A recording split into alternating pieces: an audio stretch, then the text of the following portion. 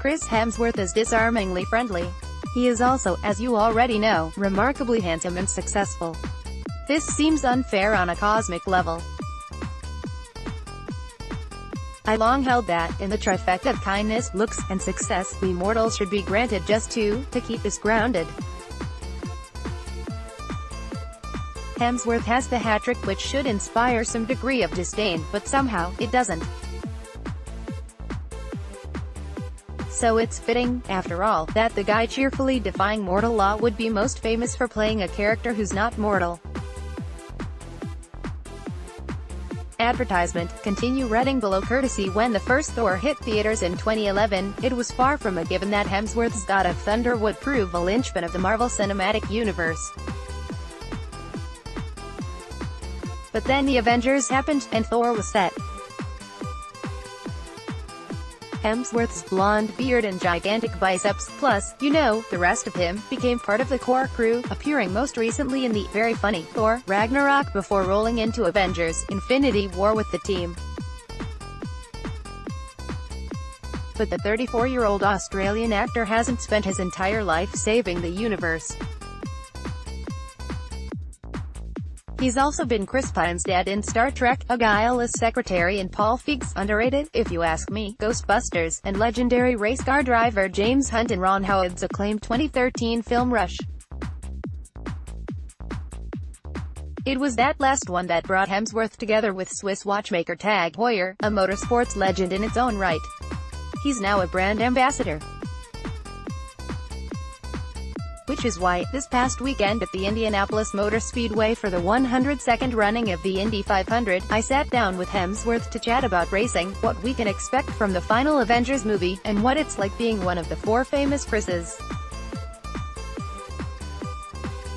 He waved the green flag at the Indy 500, and he was kind of nervous about it.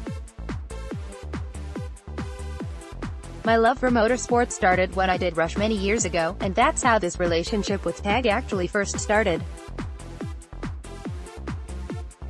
But this is one of the biggest motorsporting events going around.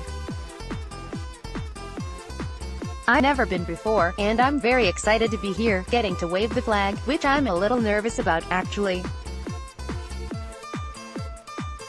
I've been working on my technique. I've been using a little too much shoulder.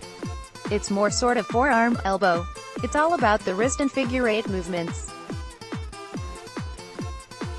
The final Avengers movie is going to be a doozy. If you were shocked by Infinity War, I think the second one is even more shocking, for other reasons entirely. That's what kind of blew me away the first time I read both scripts, is how they managed to orchestrate so many different characters but give them each their own separate shot in moments, and have it be elevated and feel fresh and unique, not just like a messy, thrown together assembly of these guys. Advertisement, continue reading below. Shutterstock. The second one I'm probably even more excited about. Just for people to see. I just think it's another step again.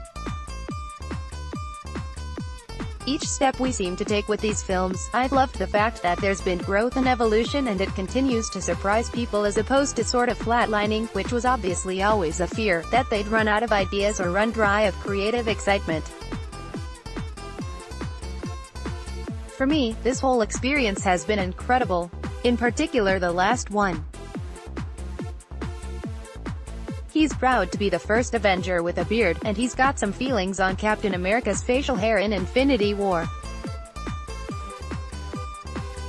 I'd like to say I was the original, if that means anything. Chris Evans, certainly, I feel like, copied me. Quite cheaply. He's buddy-buddy with the rest of the famous Chris's. I have different affections for different reasons.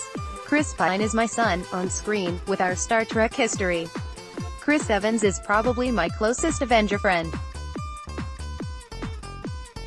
And Chris Pratt and I, it's the freshest, newest friendship. So I'm thankful for all of their high fives and good times that we've had. He's got some words of wisdom for hopeful actors. People ask me, what's your advice on getting into acting? I say, just have your name be Chris, and have brownish hair and blue eyes, and off you go. That's the first step, is an automatic pass. Laughs, it's all kind of ridiculous, isn't it?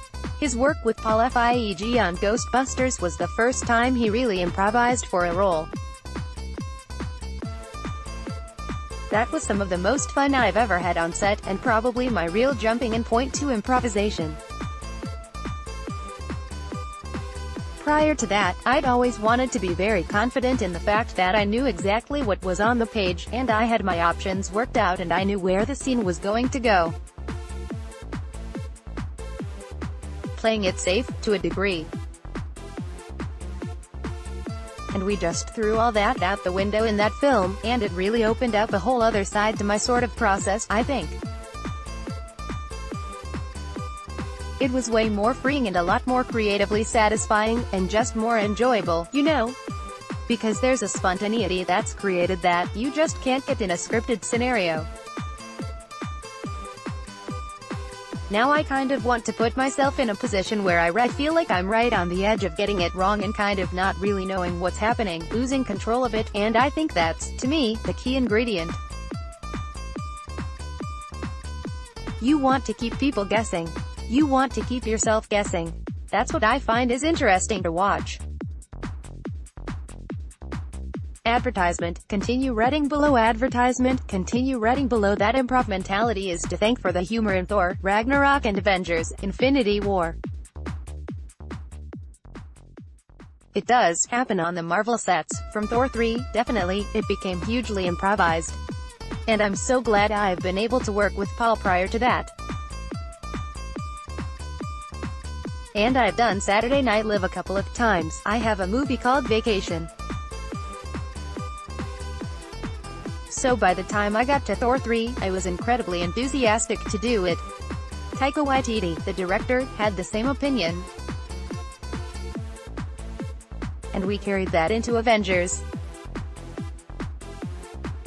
One of the Avengers can't be trusted to keep a secret. Mark Ruffalo, without a doubt.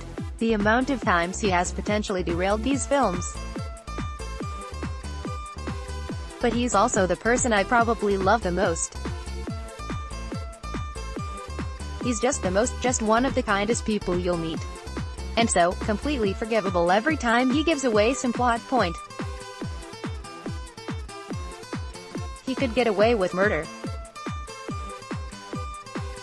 Anyone else, it might be highly scrutinized and punished, but he's beyond forgivable. Advertisement, continue reading below.